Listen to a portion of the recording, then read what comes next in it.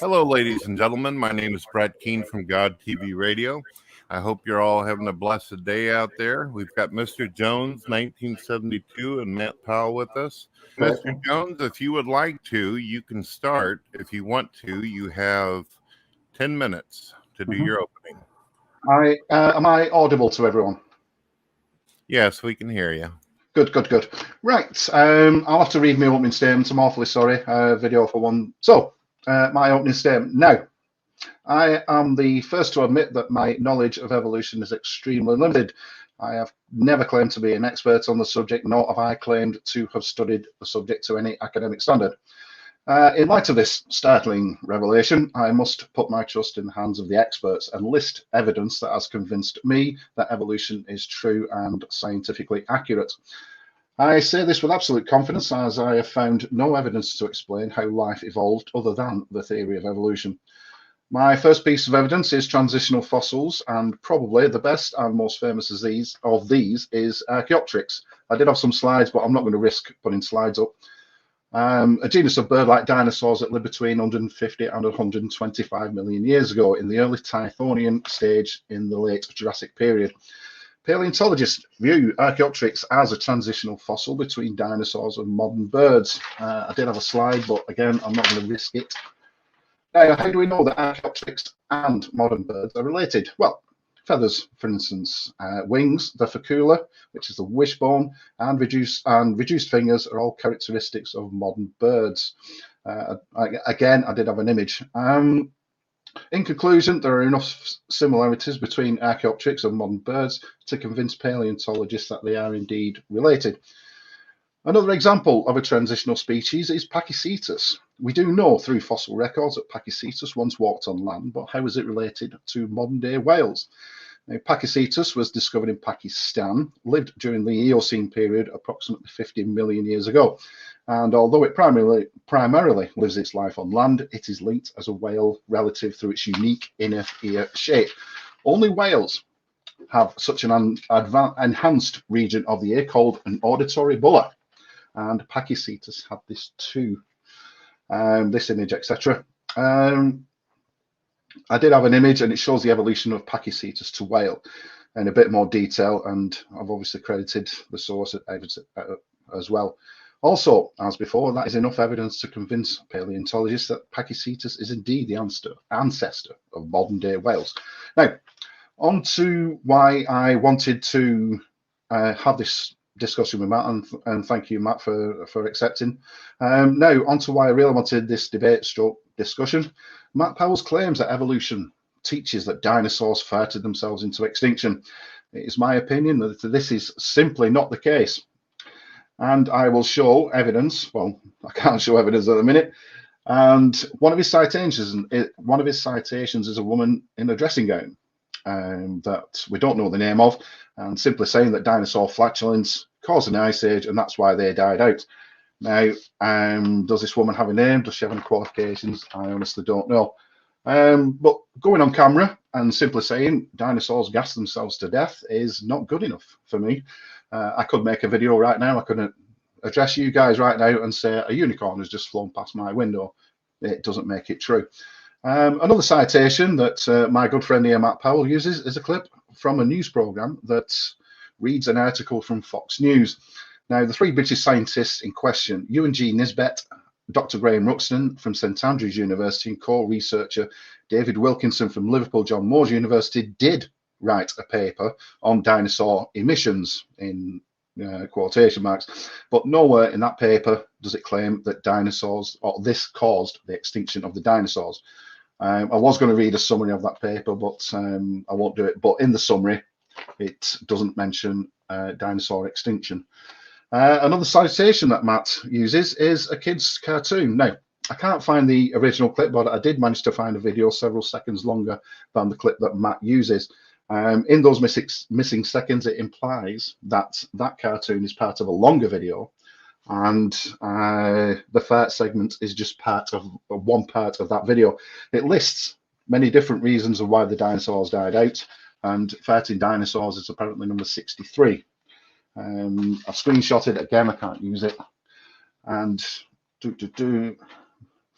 On the image that I was going to show, I've credited Nick the T-Rex's YouTube channel. On his channel, it shows lots of reasons why the dinosaurs died out. One example, or one video, shows a dinosaur on a trapeze. Crazy. So it's clear that none of these so-called theories should be taken seriously. Now on to the final reason why I wanted this discussion to happen. Surfing monkeys, I think one of our favourite topics. Fossilized teeth of the Eucalypithecus monkey were found in Peru. The teeth are from a newly discovered species belonging to an extinct family of African primates known as Parapithecids. Fossils discovered earlier at the same site in Peru offered the first proof that South American monkeys evolved from African primates. So, how did they get from Africa to South America? The theory is that they got there on floating masses of land, not rafts, logs, or lumps of seaweed. And because, and I do agree with Matt, the idea sounds implausible and a bit daft. So, they got to South America, in my opinion, on enormous land masses. I was going to show a video of the Panama Canal where an enormous landmass is floating down with trees and vegetation, and the trees are still upright. Now, with millions of years ago, the seas were a lot lower, continents were a bit closer together, and with favourable currents and winds, there's no doubt in my mind that they couldn't have made that journey across the Atlantic. As you can see, floating mass, right. Now, because in light of what I've just said, I think that it seems plausible that ancient monkeys made the journey from Africa to South America. This concludes my opening statement.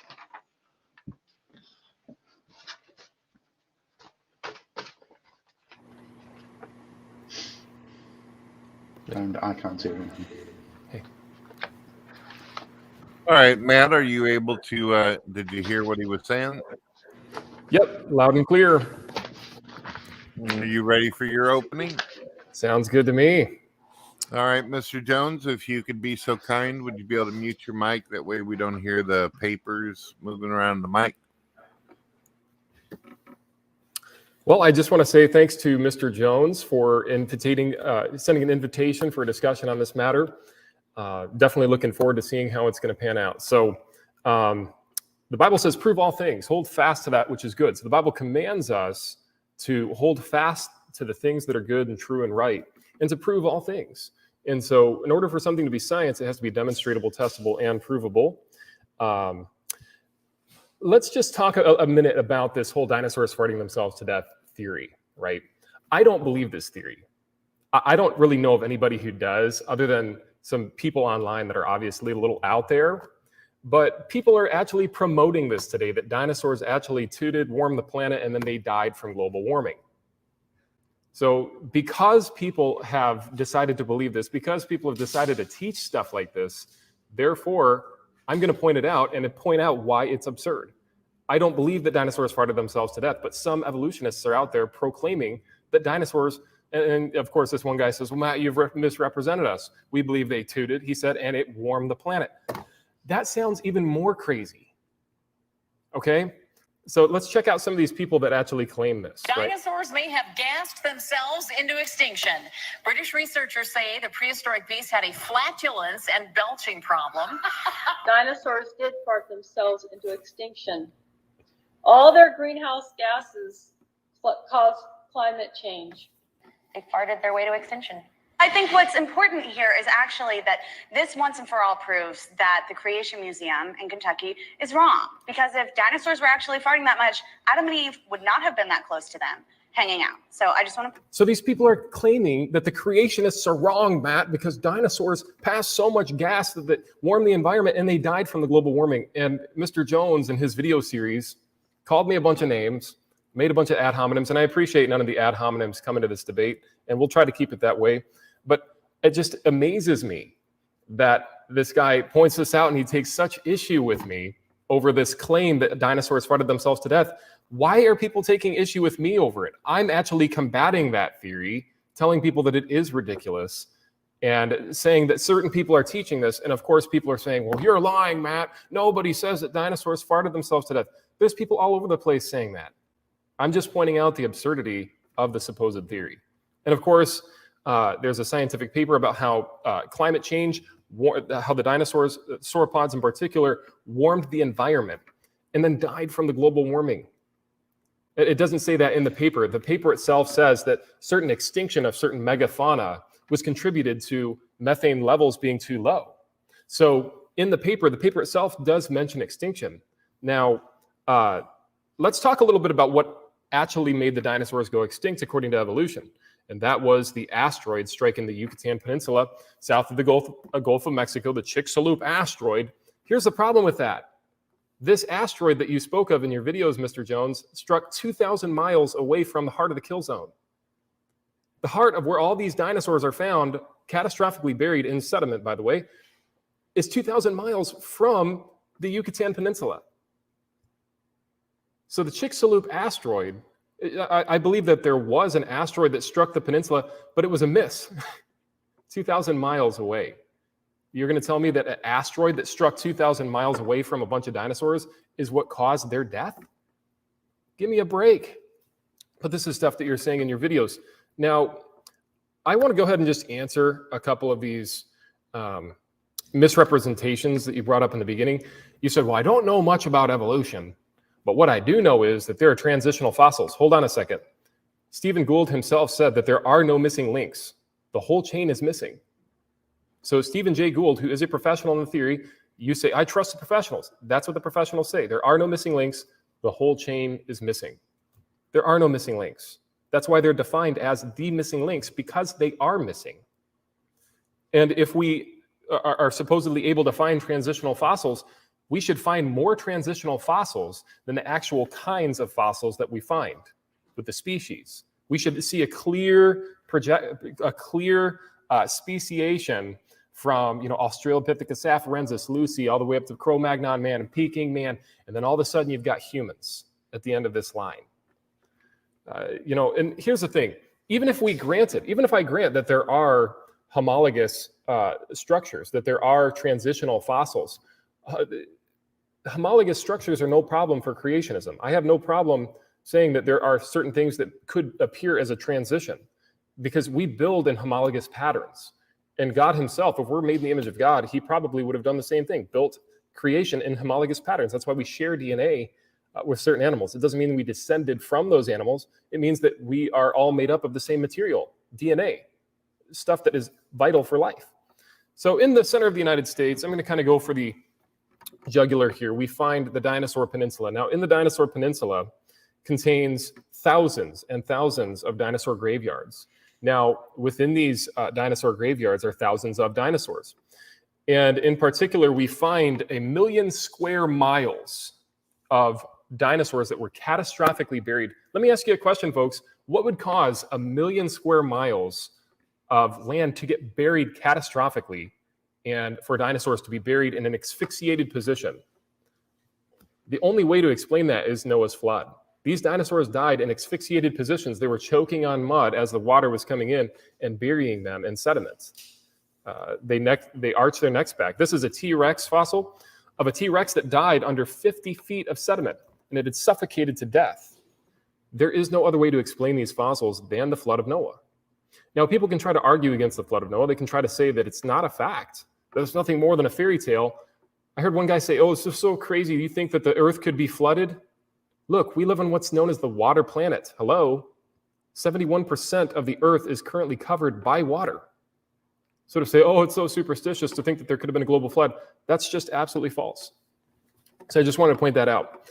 And one of the reasons that we know that these dinosaurs were buried in the recent past is because they contain soft materials inside the bones. In fact, there are 16 types of bioorganic materials that should have degraded if deep time evolution were true. 16 types: histones, blood cells, blood vessels, hemoglobin in the blood cells. You're going to try to say that iron cross-linking could preserve this for 65 million years? That's absolutely false. Absolutely false on absolutely every level. We know that dinosaurs lived recently because of bioorganic material that would have biodegraded over the deep time of millions of years. I'm not saying all this to come off as some arrogant person or something. I know that I speak in a way that is just very straightforward and to the point, but I would rather offend people with the truth than comfort them with some buttered over message. Okay, this is the truth. We find over 16 types of bioorganic materials, skin pigments, blood cells, blood vessels. We even find histones inside of dinosaur bones. You can't tell me that this lasted for 65 million years. Evidence doesn't lie, and bioorganic material will always degrade over time.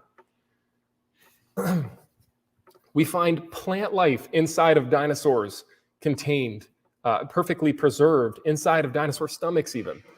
Again, is this stuff going to last for 65 million years? You have to ask yourself that. Now, the column that he was appealing to in his open statement is known as the Geologic Column. And they say that we all evolved from a sponge, and that over time, over generations and variations of change in allele frequencies, that we all of a sudden became human. So you go from the goo to you, the zoo to you, and so forth. Well, the problem with that is that this geologic column, if you actually look closely at the rock layers, you can tell they were all laid down in one event. It's not that there was long periods of time as these layers were getting laid down. And the reason that we know that is because of these bent rock layers. Brett, how much time do I have left? You have a few more minutes. Cool. So if you look at the pictures here that I have up on my screen, these are bent rock. Now, what happens if you try to bend hard rock? It will break. According to evolution, these mountains slowly formed via slow and gradual plate tectonic shifts. Well, if that were the case, these rocks would be bent, or would not be bent, they would be crumbled rock. You cannot bend hard rock. Yet we find perfectly bent hard rock all across the world in these mountain ranges. This is just great evidence that these were all laid down, and then plate tectonics pushed them up, and then they lithified together all those layers in one event. And another reason that we know that, and you can see beautiful photos here of these bent rock layers, we have trees connecting all of the layers. You can't tell me that these layers were slowly laid down over millions of years in the Paleozoic, Mesozoic, and Archaeozoic ages, Mr. Powell. This is all absolutely falsified. Absolutely false. And this would wipe out the whole idea that we evolved from a sponge as well, via transitional fossils, that they can't even name one. You refer to Archaeopteryx. Archaeopteryx and what's the other one? There's Archaeopteryx, there's also one that they refer to for land to sea animals.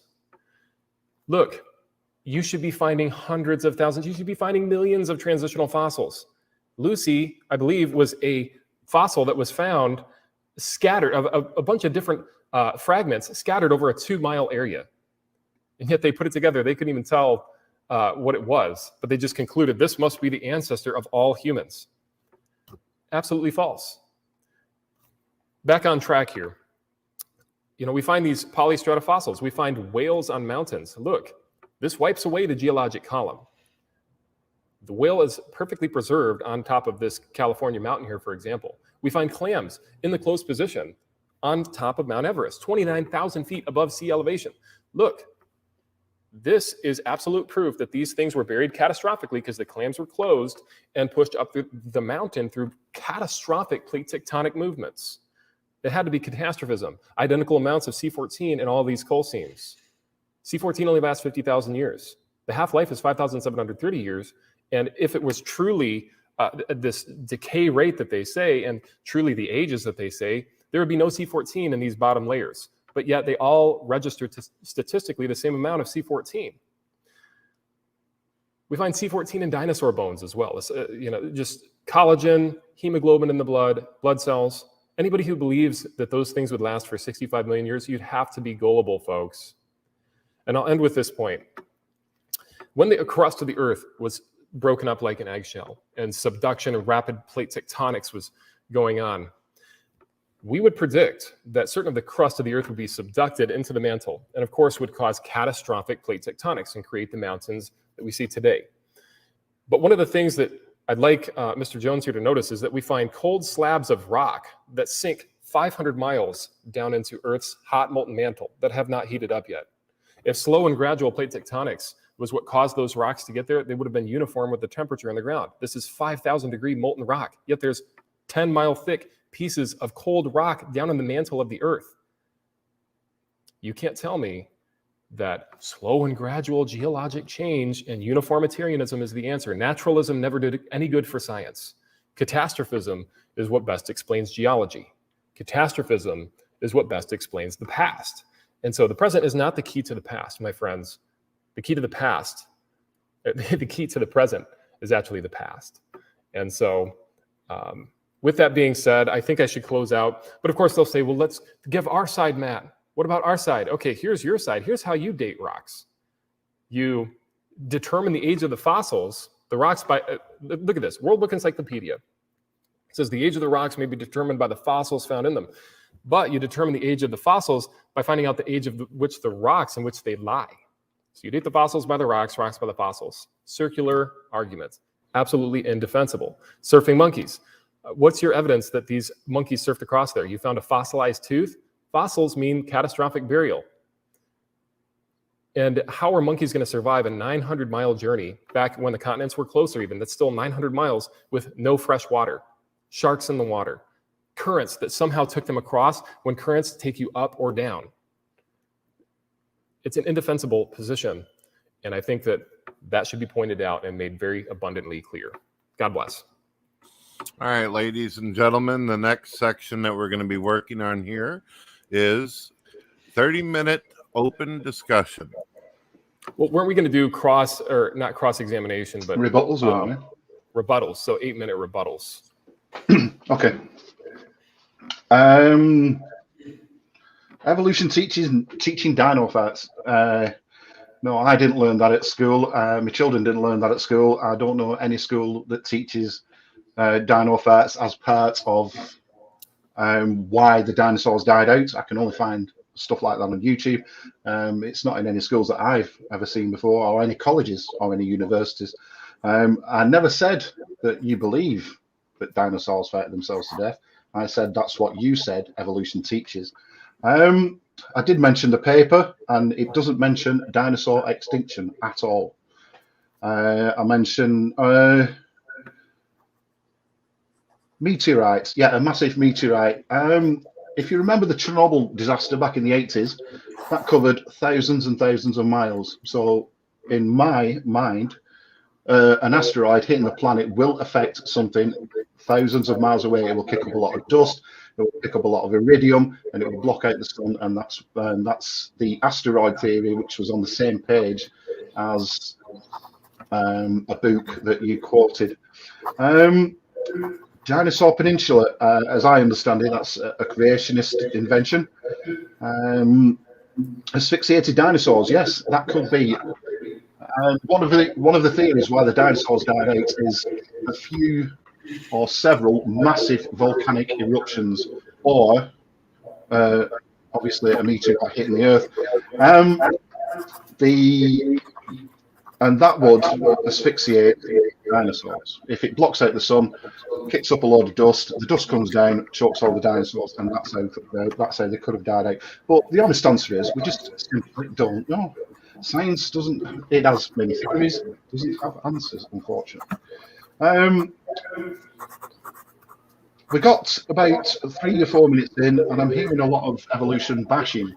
I'm not hearing a lot of God did this, and here's the proof, and here's the evidence that God did it. I'm just hearing a lot of evolution bashing. You mentioned Lucy, Australopithecus afarensis. No, about 1 million years before that was Ardi, A-R-D-I, considered the earliest human, or the earliest human ancestor, one of the earliest human ancestors. Whales on mountains. Before the tectonic plates collided and into mountains, obviously the Earth was flat. Whales on mountains, clams on mountains. Before the mountains formed, they could have died, sank to the bottom when they got buried under sediment and rock, and when the plates collided and made mountains, that would have pushed the fossils up to the top of the mountains. Fossils dating, yes, radiometric dating. I don't know much about it. Sometimes fossils are dated within the rocks that they're found in, but sometimes they also date fossils completely on their own using radiometric dating. You seem to have a problem with circular reasoning. God said he did everything in 6 days. Where does it say this? It says it in the Bible. Is the Bible the word of God? Yes, it is. Again, that seems like circular reasoning to me. And that's, I think that's the end of my rebuttal. Thank you. All right, Matt. Mentioned Matt, thanks for accepting, or thanks for agreeing to do this. Sure thing. Yeah, so actually, I'm going to just answer your stuff real quick, and then I'm actually just going to continue this. So let's see. Schools don't say this. Yeah, I never said in this debate that school, or this discussion, that schools are out there teaching that to people. Never said that about the dinosaurs farting themselves to death. Let's see. That this asteroid, you said that this asteroid would kick up a lot of dust, and that's how they got buried, was dust and maybe some volcanism included. Well, I'm sorry, they're buried with sea life. They're buried with crustaceans. They're buried with fish. They're buried in mud, sedimentary rock.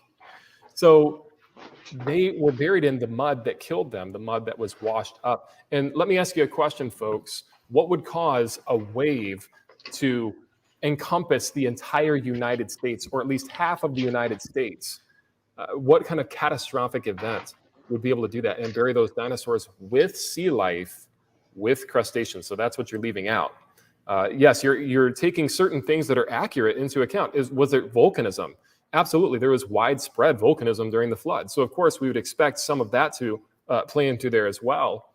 But the fact that you find sea life in there is kind of the dead giveaway that it wasn't just some asteroid striking up a little bit of dust and that's how they went extinct. No, they were buried with sea creatures.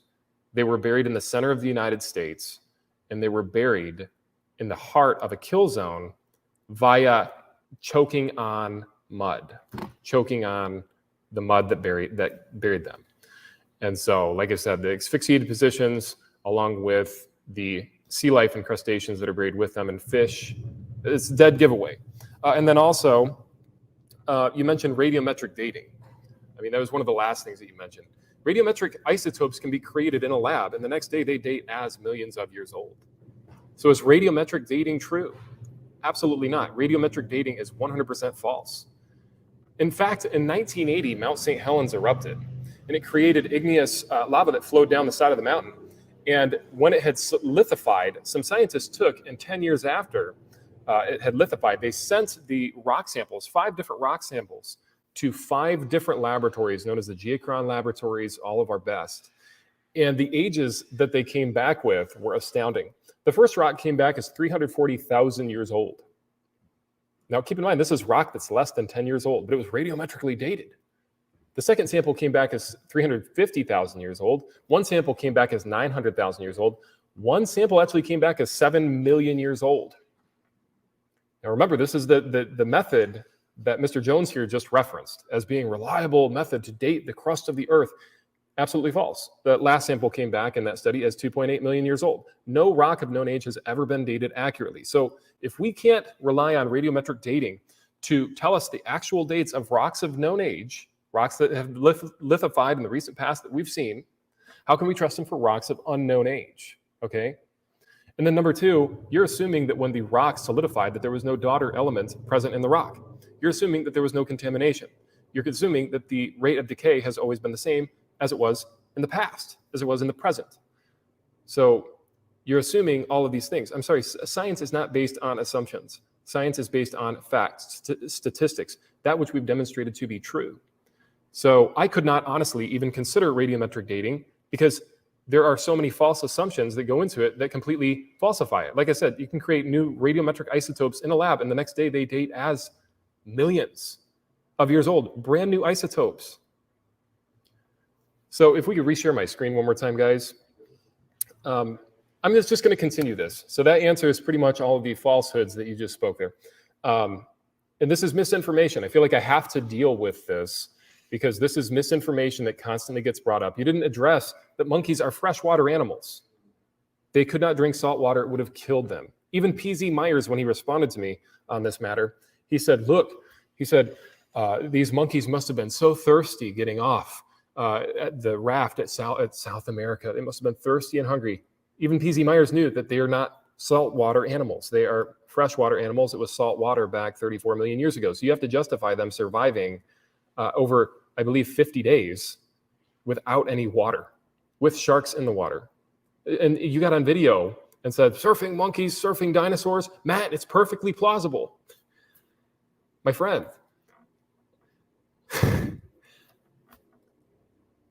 sometimes I don't know quite how to deal with stuff like this, these theories that are out there. but I do my best to bring my opposition. There's one guy who said that they rafted on seaweed. That sounds even more crazy. And I know that's not your position, but let's get back on track here. Let's talk about some actual legitimate science. Now, according to your model, it takes 10,000 years to get a fossil to form. Yet we find fossilized ripples of water. Now, keep in mind, surface areas smooth out very quickly. Is a surface area of water ripples going to sit there in the ground for 10,000 years waiting to be fossilized? Really let that sink in. We find fossilized raindrops. We find fossilized tracks. Again, these surface areas had to be buried so quickly and protected so quickly in order to be preserved. And if I'm incorrect on this, I am compelled by reason to change my position. See, that's the difference between me and evolution. If I'm wrong, I can change. If something with evolution is wrong, it's protected by law and cannot be thought outside of within the classroom. If you do think outside of it, you will get mocked. You will get ridiculed. You'll lose your funding. People say, you're in this for the money, Matt. False. If I wanted to be popular, I could come out as an atheist tomorrow, one of these non-believers, and declare, I don't think there's a God. I lack belief in God, and make a bunch of money. A bunch of people would support me. Now, here's how your model, and I'm not sure if you're aware of this, explains these tracks that are fossilized. They actually expect us to believe in the evolution timeline that these dinosaurs dove down into the water and that their footprints didn't get smoothed out by the water. Sometimes I just feel like, I don't even know what to say. Look, it's like me going back to my childhood Lake Superior, and looking for tracks that I had made when I was 5. They're not going to be there. They would have smoothed out. But they expect you to believe in this textbook here that those tracks did not get smoothed out by the water, but they just slowly sat there and fossilized. False. Your model also says that rodents cross South Atlantic. The reason I'm pointing these things out is because we are comparing two models here. We're comparing the creation model to the evolution model. You have to prove why creation is false. That's what science does, is we falsify certain theories. We're in this to falsify things. I'm not here to prove creation to you, although I could very easily, whether you accept it or not. You said you're not presenting any proof for creation. Okay, here's some proof right now. The fact that time, space, and matter is here right now is proof that God exists. The fact that you and I are able to have this conversation is proof that God exists. The fact that matter and energy is around us is proof that God exists. Or it's proof that nothing caused nothing to explode or expand, as you guys like to say, which is just a hermeneutical game to make it sound a little better, and then expanded into everything that we have today. Either nothing caused the explosion in the beginning, or somebody created everything in the beginning. If there is no God, that means nothing would have had to cause nothing to explode. Look, evolution is defined as changing allele frequencies over time. Descent with inherent modification. Look, these modifications that we're seeing even today are deleterious. A mutation is even deleterious by the very definition of what it even is. So this is information that we need to make sure to give clear examples of, and we need to make sure to leave no rock or stone unturned. How much time do I have left? Are we pretty much at the end here? Mr. Jones, do you feel that you have anything to say about what he has said? And if you want to also come back with whatever he says, it's okay. I'd just like to ask, it's not, evolution doesn't disprove creation. Evolution is, like you said, it's descent with inherent genetic modification. It really couldn't give a monkeys what creation does or if creation exists. And I'm still hearing a lot of evolution bashing, but I'm not hearing any. Well, I heard your version of what's of your God's existence, and that's time, space, and matter. But couldn't any God have created that, or is it just your God? So, are you conceding that there's a possibility for God right there? No, I did once in a discussion with Brett Keane, but then I've read up on everything, and I still maintain that the Big Bang Theory is the best explanation of how the universe. Yeah, but are you saying that it's possible that God created the universe? No, I'm asking you. No, I'm asking you. I'm saying that just because, right? Say you debunk evolution, does that prove creation? Well, it proves that we didn't get here via mutations. No, does it prove creation? That's what I asked. Does it prove creation? Absolutely, because either we appeared via magic, just out of nowhere, poof, or we were created. If we did not evolve, we were created. I mean, that's why isn't scientific knowledge right there. Well, why isn't there another option? Why is it always created? Go ahead and give another evolution? option. Either nothing created the universe or something created the universe. Give another option. There is no other option. Either God created the world. Yeah, but that's what I'm saying. Yeah, that's what I'm saying. I'm saying you're asking me for another option. There is no other option. Either gentlemen, magically popped into existence. Yep, sorry. Gentlemen, if you speak at the same time, the audio becomes all gargly and people can't hear you out there. Sorry about that. You guys have been doing great, so please just wait until the other person. Is there any way of turning the volume up on the account? All right, Mr. Jones, let me ask you this: do you believe that an explosion out of chaos produced order? No. Okay, well, an explosion out of chaos would be defined as this, and Stephen Hawking said, and I quote, that if the expansion rate would have changed by 1 part out of 100,000 million after the Big Bang, just 1 second after, nothing would exist. So 1 out of 100,000 million chances is pretty chaotic, right? Yeah, it is, but scientists can be wrong. Science is a self-correcting process. So are you admitting now that it is an explosion out of chaos that produced order? No, I'm saying it's a rapid expansion out of the Big Bang Theory is a rapid expansion from an intensely hot, dense singularity. So what caused the explosion? We don't know. That's a simple answer. We don't know. Okay, but what do you think is more likely then? Intelligent design or nothing causing it to explode? Well, we don't know, so we can't say it's nothing caused something to explode because we simply don't know what happened just before the Big Bang. We simply don't know. So do you believe that everything existed, all the planets, stars, galaxies, and oceans, as energy inside the Big Bang in an infinitesimally small dot? No, because the Big Bang Theory doesn't teach that. I've heard you say on video that all the water. And I've heard Kent Hovind say that all this water and all the animals and all the things and all the rest of it were condensed into this tiny little dot. And it's simply not true. The Big Bang Theory doesn't teach that. It was a hot, dense singularity that rapidly expanded. We didn't even have light for the first 300,000 years. We didn't even have any stars for millions of years after that. And we obviously know that that planets come from stars. So stellar evolution hadn't taken place yet. Not for a few million years, no. Not for a few million years after the Big Bang. So if you give it enough time, you'll go from an explosion from an infinitely dense hot point to all of time, space, and matter, not in its present form, but over millions of years, these rocks would evolve and create themselves, right? Just say that again, sorry. So you're saying that everything in the universe existed via a dot of energy before it was matter, exploded and created matter. Yeah, we didn't even have matter for, I think, millions of years. I can't remember the exact timeline, but it created electrons right at the start of the Big Bang.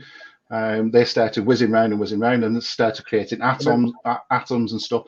And that created matter, and then it went... forming matter, and then that's generally how it did it. Okay, so then millions and millions of years later, after the 2 million years of rainfall, and we have the primordial soup come into play, I heard you say in a video that it was likely that lightning struck Earth, and that was where the first single-celled organism emerged. That's one of the theories, yeah. What would happen if lightning was to strike one of us right now? Isn't that deleterious by definition? Wouldn't that destroy anything that's living in the premises or anything that could possibly live in the future? Yeah, it would. Yes, it would. But so how is that evidence of abiogenesis? How is lightning striking mud, something that is deleterious by the very definition, going to somehow assemble a cell? Well, do you not think that? I'm sorry, Brett, but science is a self-correcting process. Yes, it is. Have you ever noticed that after a lightning storm, that suddenly your plants grow at an exponential rate? I've noticed this in my garden. Lightning strikes the ground, and then the plants start sprouting out of nowhere. That's what I've experienced. Okay, but do we have any examples of life coming from non-life, and specifically lightning? It's the RNA. No. That's another theory altogether. The theory that I happen to trust is the RNA first, which somehow I don't know how it works. I honestly don't know how it works. But the RNA first, and it went into DNA, and it started forming like very, very primitive life, single-celled organisms, if you like. That's the theory that I happen to trust. And that is actually the theory that most people adhere to. But here's the problem. Check this article out. It says, the first healthy organic molecules may have formed within tiny droplets. And all scientists agree, pretty much, for the most part, that the creation of life involved water, according to this article. But check this out. How does DNA get destroyed? Just Google it sometime. It says DNA is vulnerable. This is taken from a scientific paper. It says DNA is vulnerable. It breaks down in sunlight and in water. What was the RNA world like? Sunlight and water. The very thing that destroys DNA, you think could assemble DNA via RNA processes? No. That is the claim. No, well, I'll have to read up on that, because this is abiogenesis and not. So you're saying that you believe in this RNA process, but you don't even know what the RNA process is. This is this RNA to DNA process. Well, I've just said that I don't understand the RNA to DNA. Yet you're here defending it and saying that it's logical and rational, and I'm pointing out where. Yeah, but it's still not evolution, though. It's abiogenesis. It's not evolution. Okay, but it's defined as chemical evolution. So it is evolution. It's part of the evolutionary process. It's not part of the theory of evolution, no. Abiogenesis is not part of the theory of evolution. It is defined as chemical evolution. Anybody can look it up. It's not part of the theory of evolution. Well, then let's talk about the theory of evolution, descent with modification. When do you see an animal changing from one kind of animal into another? Define kind. I.e., able to reproduce. When do you see a certain family or kind of animal merging into life on this planet is able to reproduce? Or better yet, how about, since you brought up the whole surfing monkeys thing and how it's so plausible, why don't you address the fact that this is salt water that they're floating across? How do they survive for weeks and weeks without any water? Well, I explained in the video, and I explained on the opening statement, that there was lots of vegetation on this enormous land mass that were floating down the planet. Vegetation is food. Vegetation is food. We're talking about water. What did they drink? You can get water from food. So now you're okay. Grass contains water. Lettuce is 90% water. Bananas contain water. Fruit contains water. Okay, correct. But where's your evidence? We contain water. Are going to take them north or south? Is it going to take them 900 miles across the ocean? Well, I'm not saying the very first monkeys jumped on a raft and then surfed across. I'm not saying that it was a raft. You're arguing that it was a vegetation. A floating mass. Yeah, I'm not saying that one group of monkeys jumped on a raft and the very first journey carted them all the way across the Atlantic Ocean. I'm not saying that.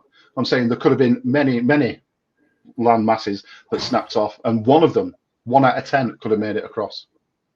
I'm not saying they all survived. So what? Okay, but what did they drink? There was no fresh water. You're saying that somehow they stored fruit with them? No, I didn't say that at all. Mats? Again, we simply don't know. But this is the best theory, as it were, that seems to fit the facts. We found fossilized teeth in Peru. We know that they originated from parapithecids in Africa. So how did they make the journey from Africa to South America? Now, the best theory is that they got there from a landmass that snapped off from Africa and got all the way to South America. I'm not saying the first one did it. I'm not saying the second one did it. But what I'm saying is that masses of vegetation can snap off and sustain 1 or 2 monkeys, if you will, that got across. I'm not going to argue that vegetation mats cannot be snapped off of certain places and carry certain pieces of vegetation and so forth, biological organisms, across certain areas. Of course, we've observed that. But 900 miles. 900 miles. Really let that sink in, ladies and gentlemen. You're actually advocating that for 900 miles, they rafted across on a vegetation mat. And let me ask you this. You never actually addressed really any of my arguments about fossilization, I addressed every single one of yours. But you never addressed you're bashing evolution. the dinosaur preserved tissues. How do you think that these tissues were preserved? Do you think that they really died out 65 million years ago? Mary Schweitzer, a devout Christian, I understand. What's that? Say that again. Mary Schweitzer, a devout Christian, discovered remains of blood cells in dino fossils. Later discovered soft tissue remains in T-Rex. The specimen was pregnant when apparently the T-Rex died. Poor bugger. Can I just ask Brett King before you start? Brett. Yes, I'm here. Are you there? I thought you was going to remain neutral. I am. But I can see in the side chat here. I can see in the side chat here, Matt is correct. Chemical evolution refers to changes in things that need not be capable of reproduction. I thought he was going to remain neutral. Well, I thought I wasn't supposed to speak up in voice, but I'm just typing over here. I am correct. It is defined as chemical evolution. I mean, you can say, yeah, well, but chemical evolution is not part of the theory of evolution. Yes, but it is a theory within evolutionary theory, if you will. No, it isn't. Because it is defined as, well, then you're just not educated on this topic, because anybody can go to Google and look up chemical evolution, and the first thing that pops up is the synthesis of original life, the synthesis of the first single-celled organisms, the synthesis well, that's abiogenesis. Mr. Jones, I apologize if I've offended you. I will remain out of text as well as voice from now on, okay? No, I'm not saying you remain out of, I'm not saying you stay out of side chat. I'm just saying you remain neutral, as you said you would be. All right, well, I apologize if that upsets you. I will not do it again. Thank you. So, Mr. Jones, you mentioned Mary Schweitzer, right?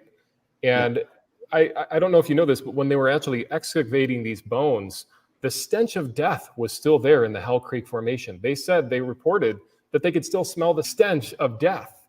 And within these dinosaur bones contained blood, hemoglobin in the cells, as well as remains of blood vessels and stretchy material. So how could this stuff last for 65 million years if your model is correct? Well, I don't know. I'm not, like I said, I'm not trained in. I said it right at the top of the thing that my knowledge of evolution isn't up to scratch at all. But this is Mary Schweitzer. Okay, fair I did read up on Mary Schweitzer, and she said she discovered remains of blood cells in dino fossils. Later discovered soft tissue remains in T-Rex. Now I don't know how long.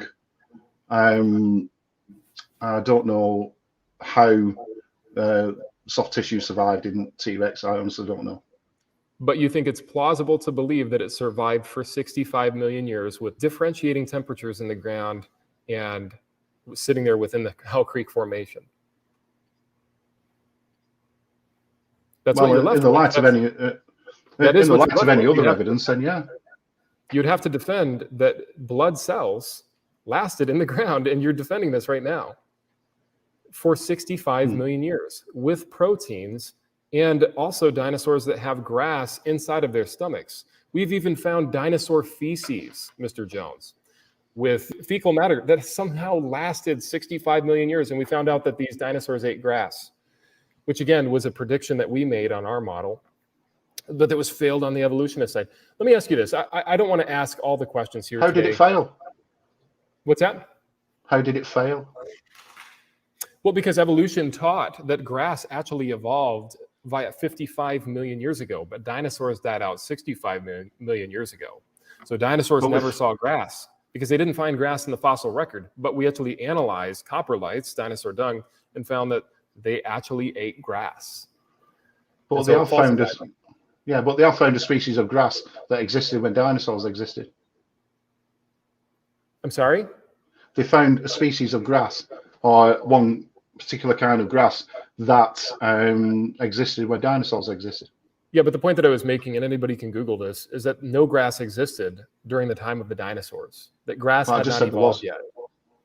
I think what we should do, Brett, how many more minutes do we have?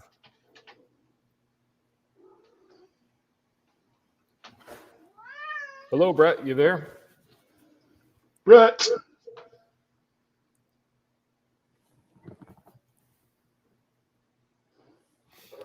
So let's talk about evolution then, because you said that evolution, basically means change over time. Well, I believe in change over time, but I'm not an evolutionist. And so you could define me as an evolutionist just because I believe in change over time. But these changes over generations, over these populations, are deleterious by definition.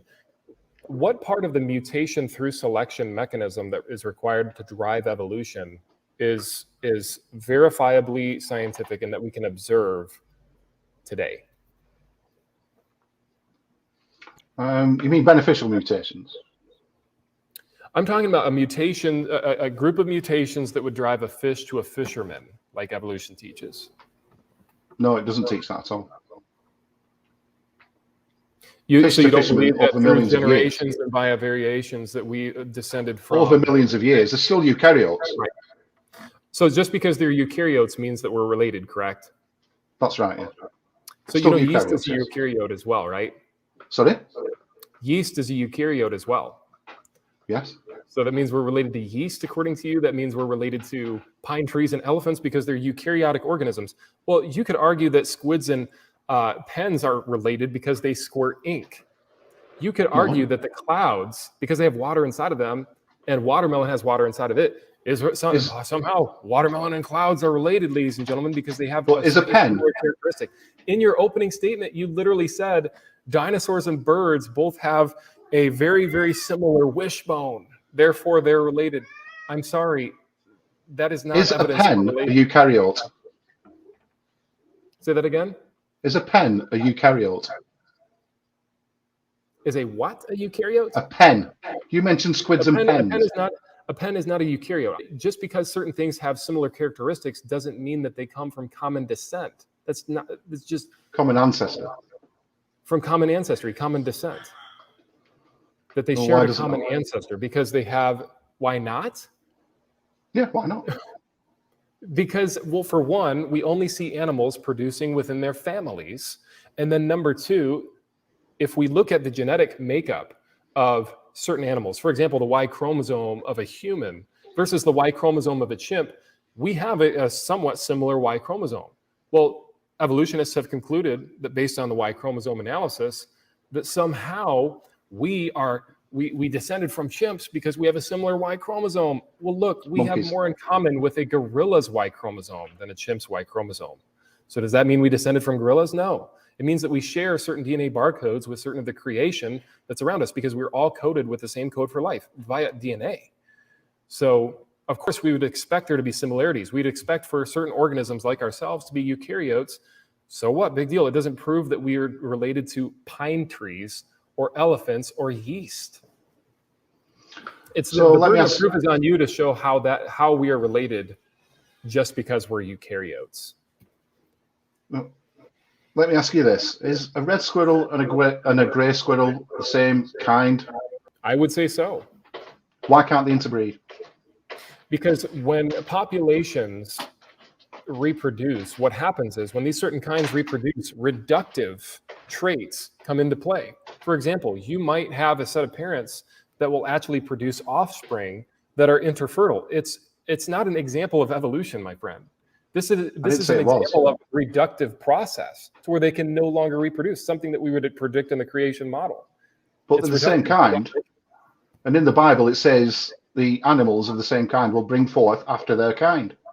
But you just said that red squirrels and gray squirrels are the same kind of animal. Yes, but certain kinds will actually. So your Bible's wrong. Where they can no longer. I'm explaining.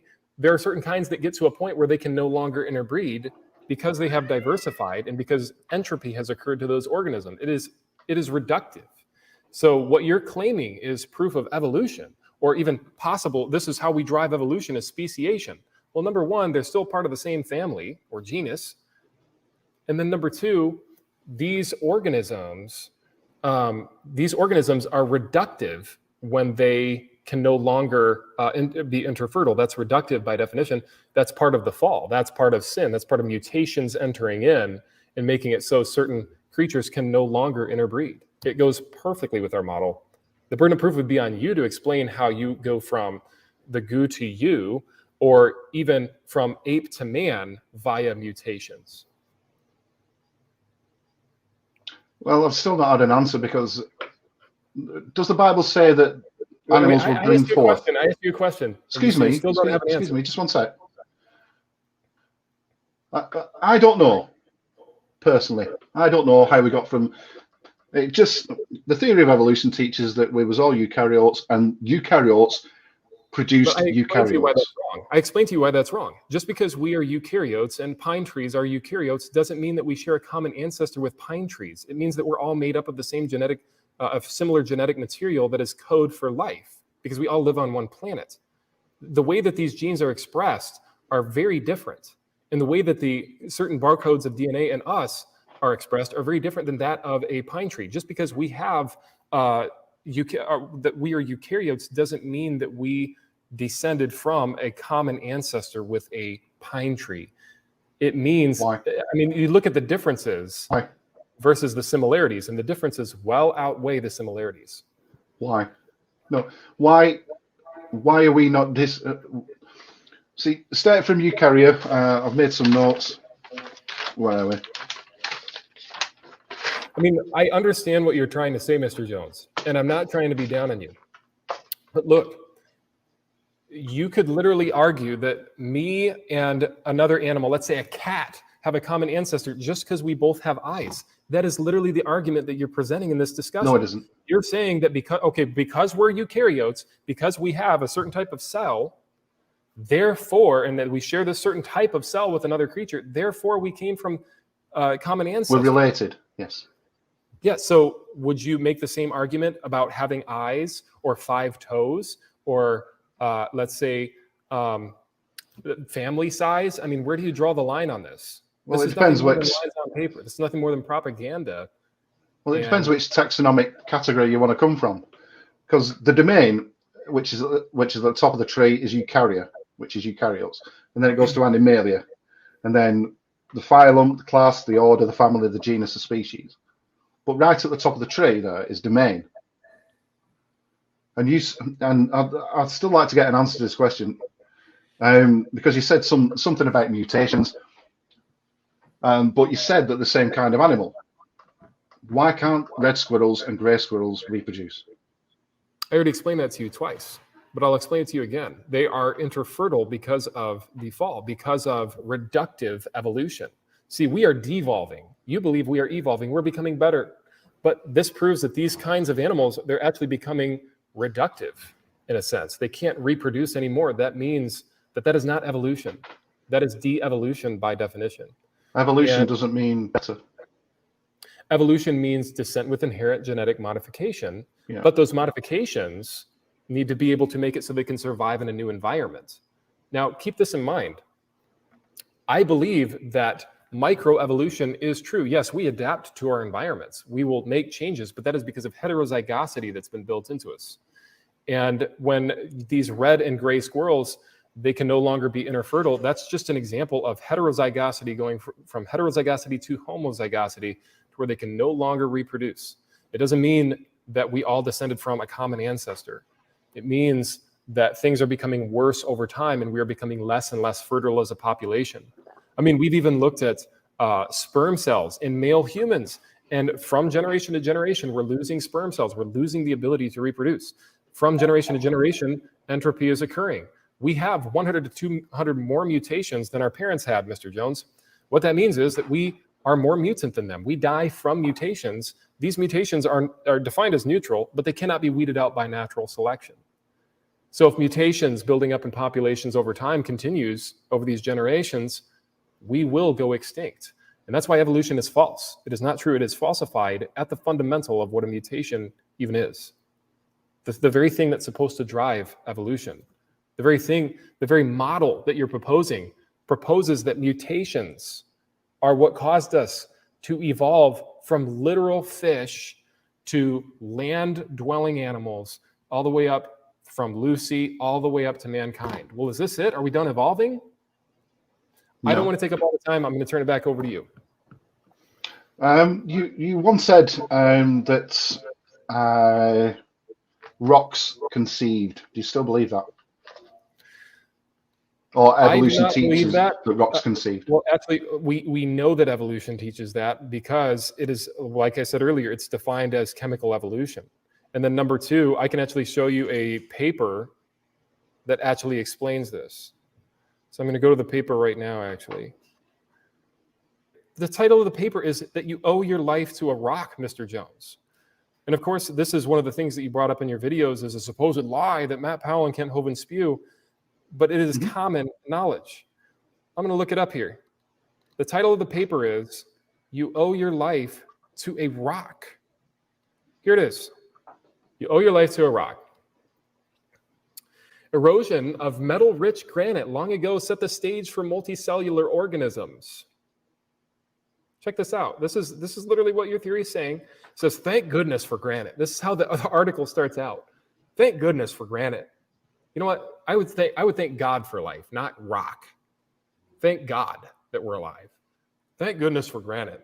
If not for the formation and subsequent erosion of large quantities of metal-rich granite, these heavy metal elements, Mr. Jones, had to erode from the granite that somehow came here by chance, a rock that we can't create on purpose, somehow created itself by chance. And then when it was raining for 2 million years, it eroded the rocks to a point where multicellular life would now be able to use those chemical compounds to survive. That is what evolution teaches. That is chemical evolution. That is the fundamental of the theory.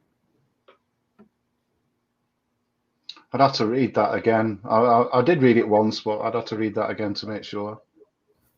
It is what we're saying. So I'm not lying. You accuse me of lying. Life are already on this planet, though. What's that? Some of the ingredients were already on this planet. Yes, but the ingredients for life would not have assembled themselves if it weren't for the heavy metal elements that came out of the granite rock when it was being rained on for 2 million years, according to the model. So single rock, life. Yep. Sorry, go on. I was going to say, so single-celled organisms could exist without it, but multicellular organisms, according to evolution, could not have existed, according to this paper, could not have existed unless these heavy metal elements were eroded from the rocks.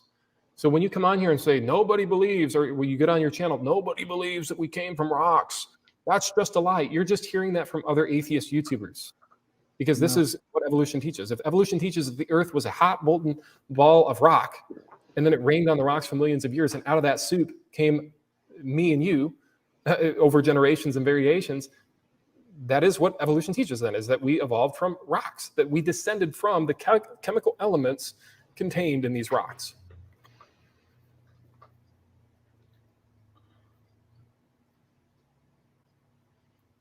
So that is the model. I'll have to read up on that, because I didn't anticipate that question. I'm not trying to be down on you, Mr. Jones, but isn't it kind of not a good thing to get on video and to bash me and say, Matt Powell's a liar, he's just making all this stuff up, he's disgusting, when I have sources for everything that I brought forth today. Sources for literally every claim that you said I've lied about. I've brought sources forward for. So I would just encourage you to make sure to do research before you jump onto discussions like this, and don't call me a liar for making a certain claim that has been verified in this discussion, because it is a true claim. This is the model. The rock thing, no, I don't believe for 1 second, no, because I think you're oversimplifying. Because you said on video that a rock. You said on video. I was quoting the paper. You said on video that a rock conceived. What I said was... Can you tell me how a rock conceives? Can you say that again? I can barely hear you. Are you asking me about how a rock conceives? You said on video, a rock, they believe, your exact words, they believe a rock conceived. Correct. You tell me how... You tell me how a rock can conceive. I don't believe it can conceive. But you said it did. But here, okay, but no, your model is claiming that it did, because it rained. No. You said it did. On the rock, and the rock, within that rock, heavy elements came out, and then we evolved from those heavy elements. That means that we were conceived from rocks. It's not hard to figure out. Not conceived at all. It's a total misrepresentation. You're trying to oversimplify things, and it's ridiculous. It is not a misrepresentation. It is complete misrepresentation. Well, you said a rock conceived. How does a rock conceive? Then let the viewers decide. The viewers can pull up the article for themselves that says in the title of I'll pull it up myself. You owe your life to a rock. That's the Yeah, title I'll read the paper. But I'm asking you right now, how does a rock conceive? You tell me. I don't believe that What it did. does it say in the paper that a rock conceived? What does it say in the theory of evolution that a rock conceived? At this point, we're just arguing hermeneutics. You're moving the goalpost. I'm not moving the goalposts at all. I'm not moving the goalposts at all. I've explained. You mentioned I've rocks. You on this many times. All right, I've corrected you on this many times. Gentlemen, let's relax. Let's try to do it one at a time here. That's fair enough. You mentioned rocks. You said a rock conceived on one of your videos. You said that this is the theory of evolution. This is what it teaches.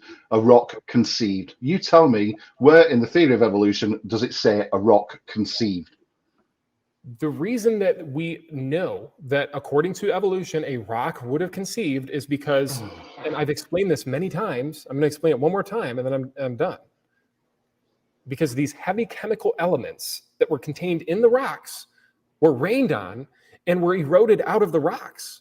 And then those heavy chemical elements were what made our life possible.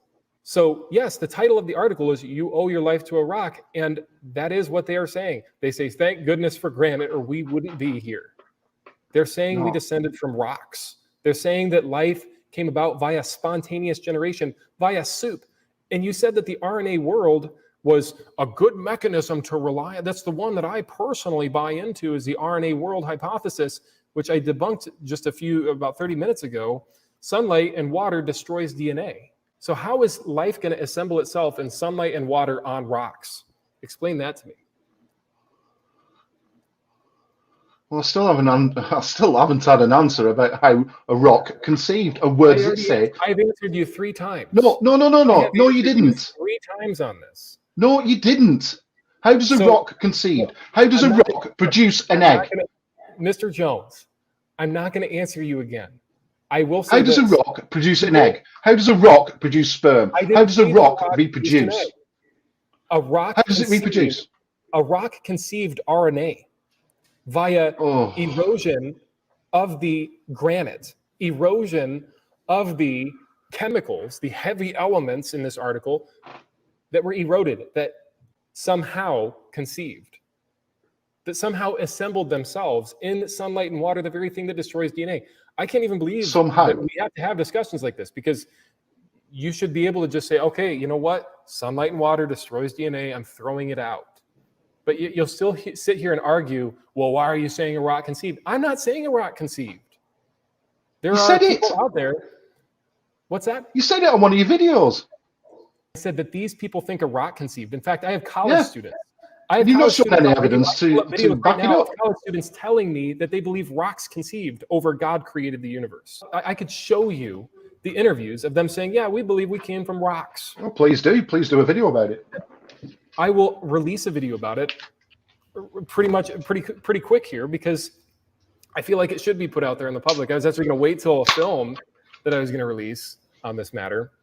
But look, the mutation through selection process and the abiogenesis soup has been thoroughly debunked. I debunked it just by using some basic scientific papers. The Bible says, in the beginning, God created the heaven and the earth. Not in the beginning, nothing exploded and somehow, or nothing rapidly expanded faster than any explosion in history, which is an explosion by definition, and created everything that we see around us in the world today. It is absolutely false. It has been falsified. And people that would speak of this in an honest manner should just throw it away. Throw the hypothesis of evolution away, Mr. Jones. Accept that which is demonstrated to be true, that which is demonstrated to be fact. And that is creationism, creation science. The world was created. God loves you. He died for you. He came here 2,000 years ago, died on a cross, was buried and rose again for your sins and my sins. And he wants you to go to heaven with me. I want you to go to heaven with me. I don't want you to go to hell. Now, look, I understand we're just trying to keep this as a general discussion, but I think we should probably just wrap it up. Hang on. I want some evidence for God. I gave you evidence for God. Time, space, no, you didn't. Time, space, and matter. No, I want evidence for your God. Well, I've done videos on this explaining that there are only 2 concepts of religion. There's people who work their way to heaven, and there's people who trust Christ as Savior. Every other religion teaches a work salvation. My faith is in Christ and in the done religion, the one who said that he paid it all when he died for my sins, past, present, and future. But faith is So there belief, are only isn't two it? religions. There's only two concepts. So it's not hard to figure out. But faith is belief, isn't it? Faith is Yeah. belief without evidence.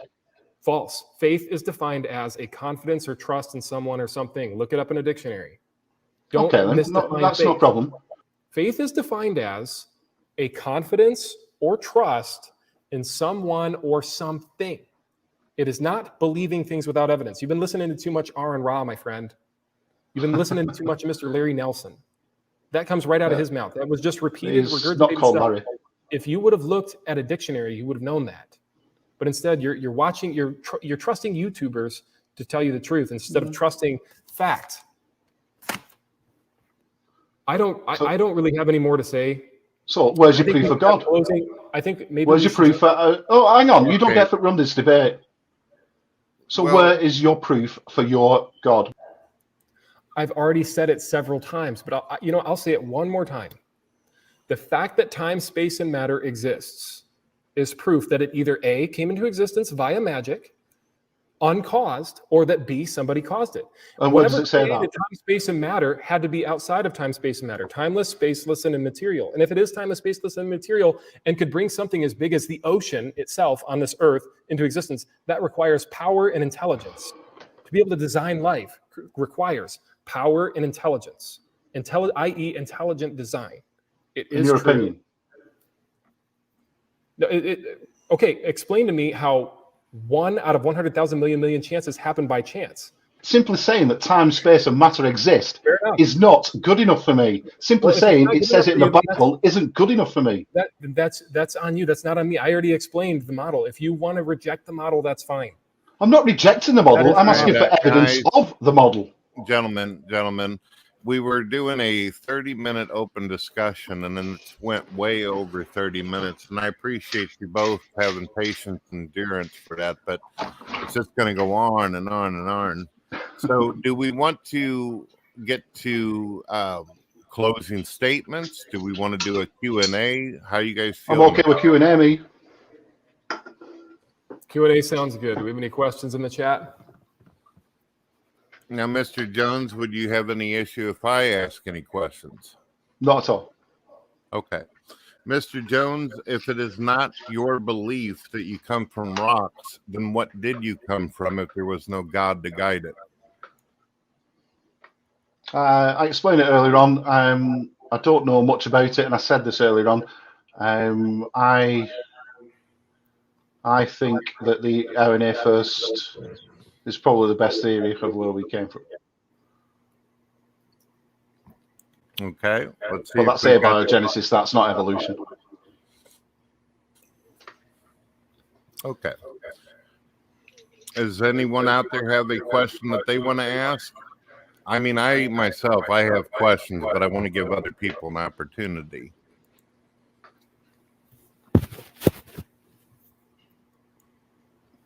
Let's see. I'm looking through here. We've got someone called V57 that says that they want to ask a question. Who to? All right. While we're waiting for this person to do it, so you guys ain't held up. You guys were talking about the surfing monkey incident earlier, right? You Yeah. said you guys were saying over 900 miles there was this floating debris that basically, according to you, had lettuce and plants on it, and the monkeys were eating the very thing that they were floating on. Now, No. my memory serves me right, doesn't salt water destroy lettuce and any of this material that you speak of? I didn't say that.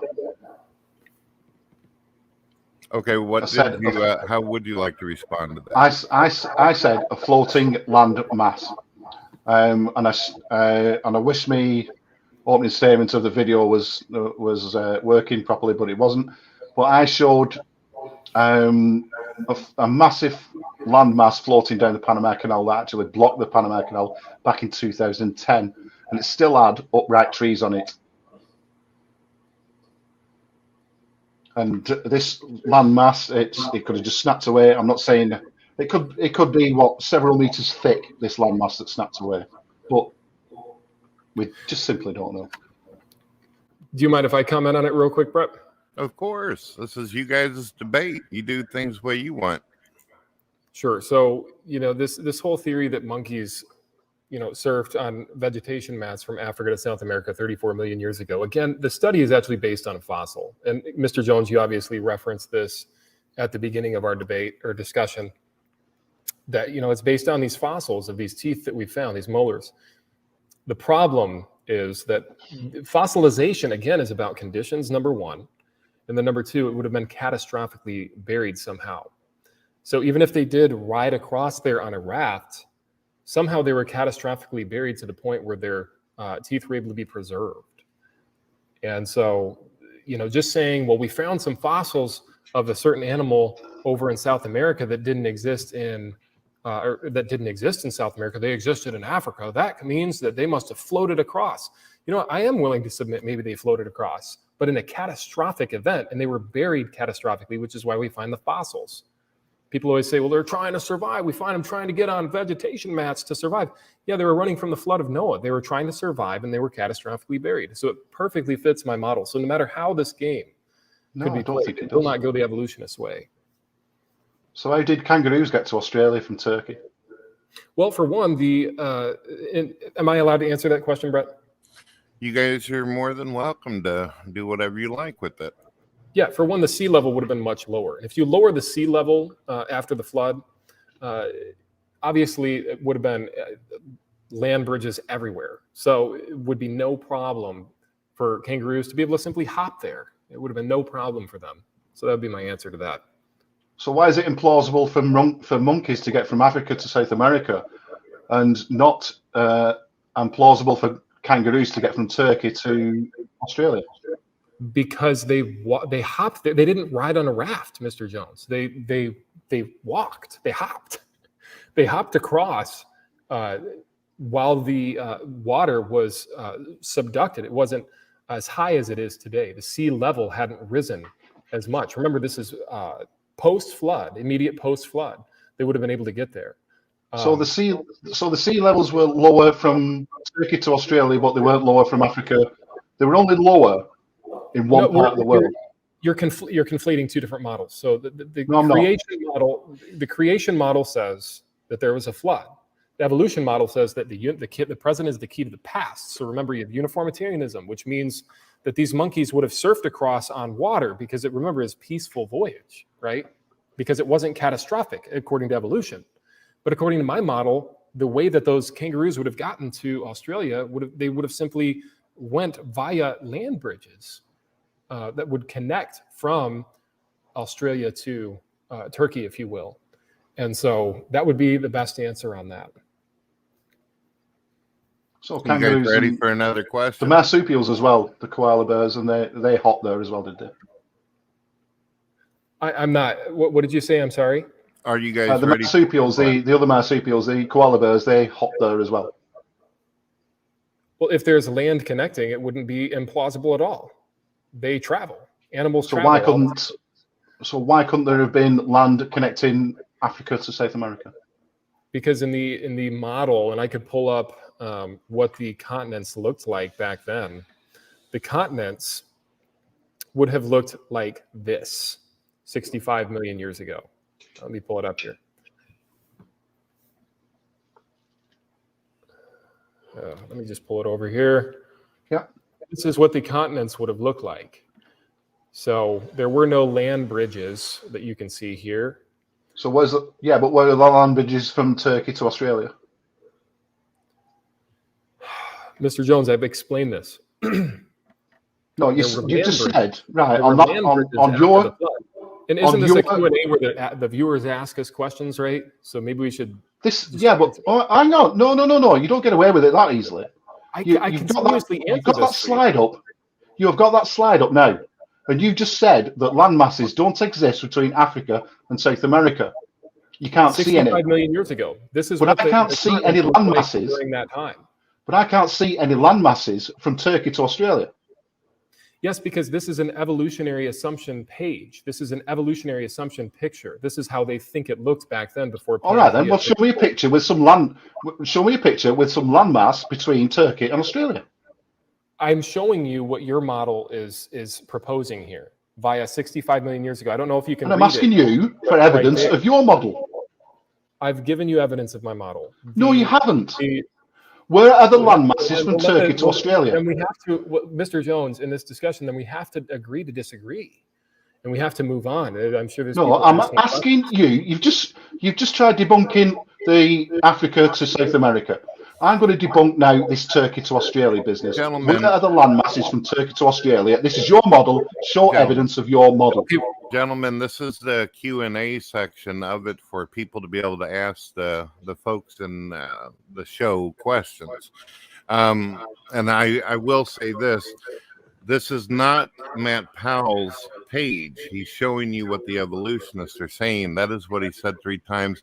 I don't know if you guys are hearing each other clearly or what's happening here, but this was said 3 times. But let me ask yet again, this is his model. Kangaroos got from Turkey to Australia hopping on land masses. Where is the evidence for this? I've already explained it. After the flood, post-flood, the sea level would have been much lower. And if you bring the sea level lower, even just a few hundred feet, you're going to start to see land everywhere. Well, you just made a claim, so provide some evidence. Post-flood, that's what we would predict. That's what we would predict post-flood because of the water still running off of the... Right, so where are the land masses?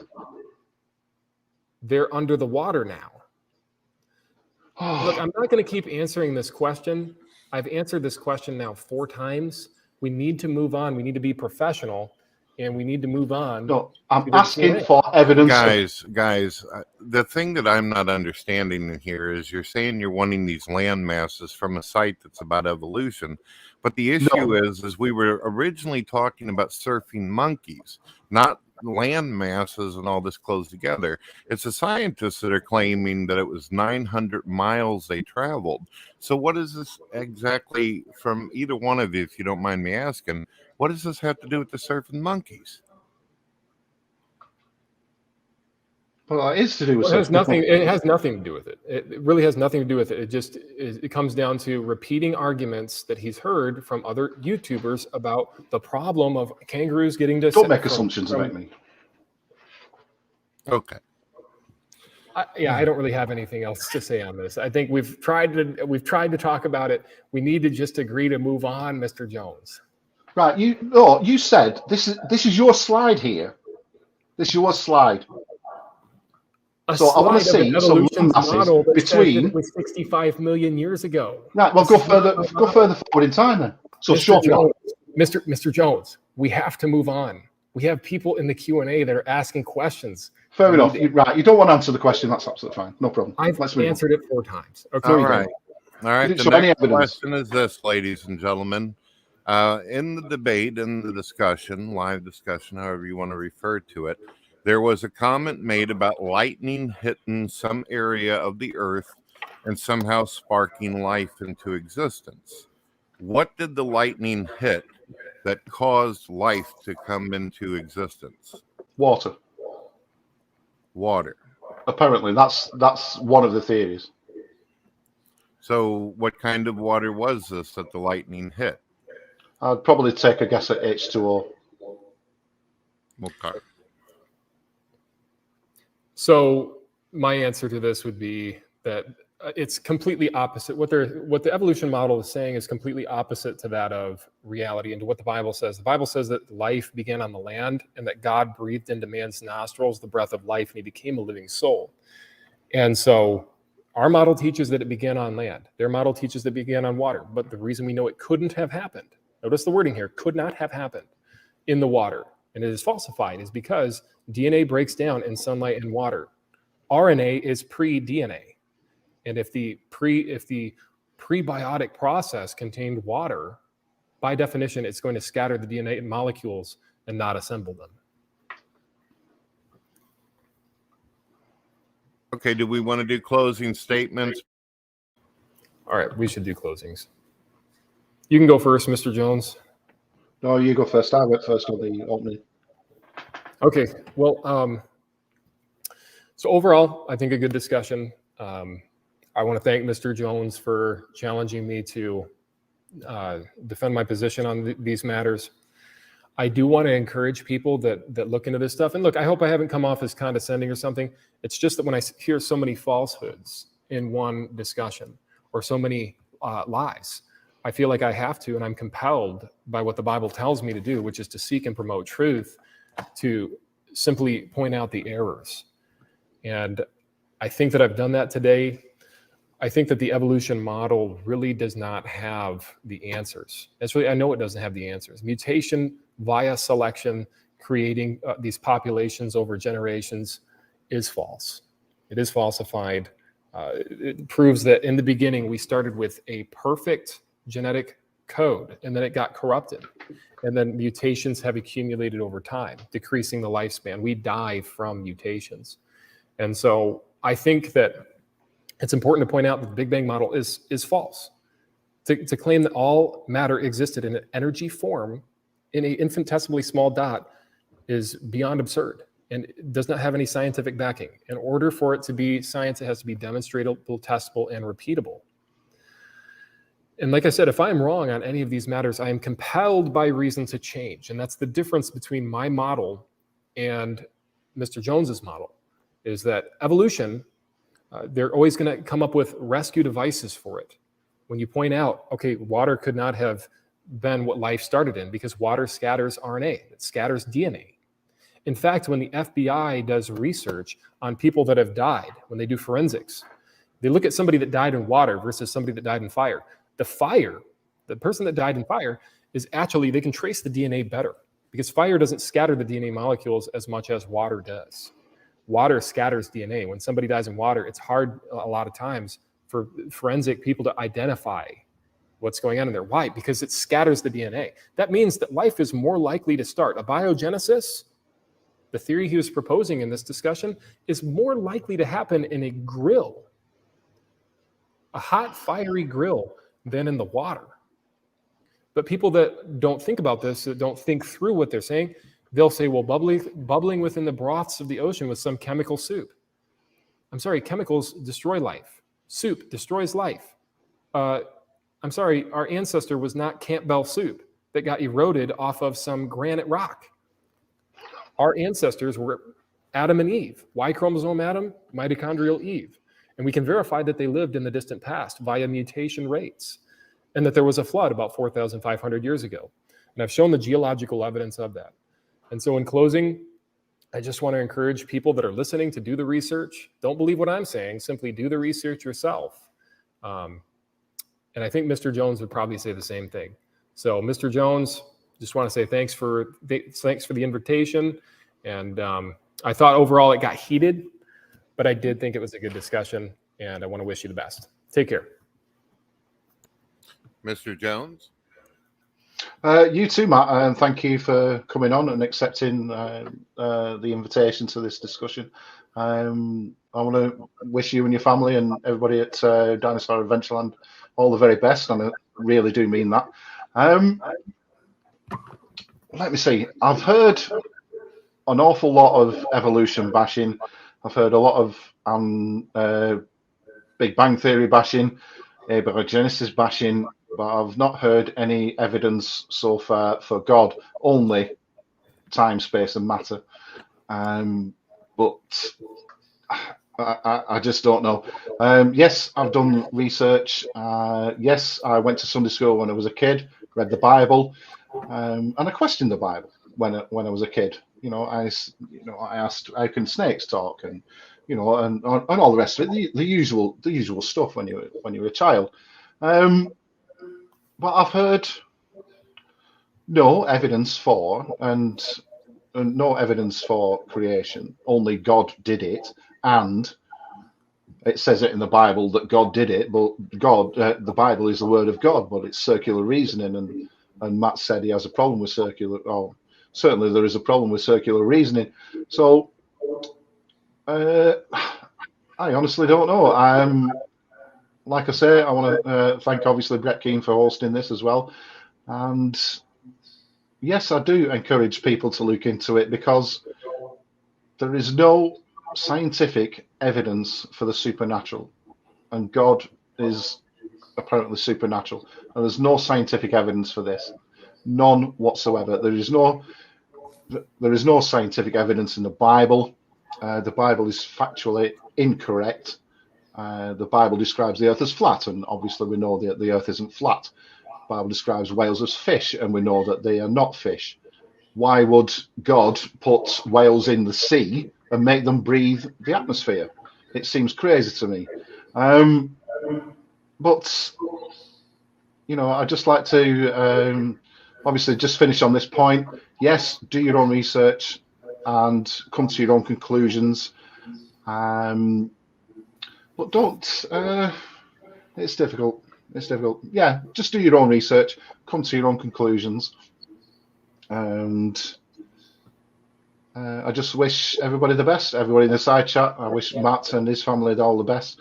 I wish Brett Keane and his family all the very best. And I hope you live long and prosperous lives, and, you know, and just do well in whatever you choose to do. And once again, thank you to everybody. Thanks to Matt, and thanks to Brett, and thanks to everybody in the side chat as well. All right. Goodbye, ladies and gentlemen, and God bless. Blinded by her tears, she didn't recognize the Lord she loved was standing right before her eyes.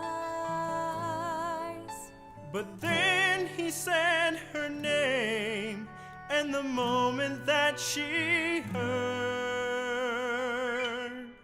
a flame was lit within her that flowed out in these words.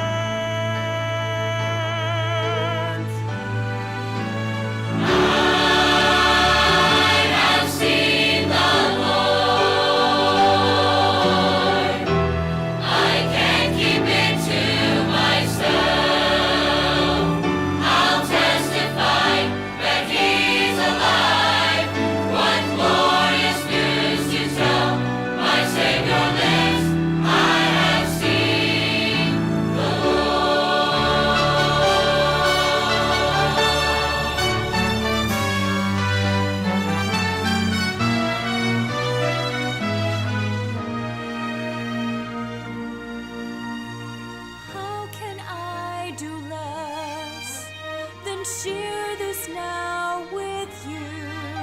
The Lord I love is risen. I know that it's true. 'Cause there's an empty grave, and this heart of mine believes the resurrection story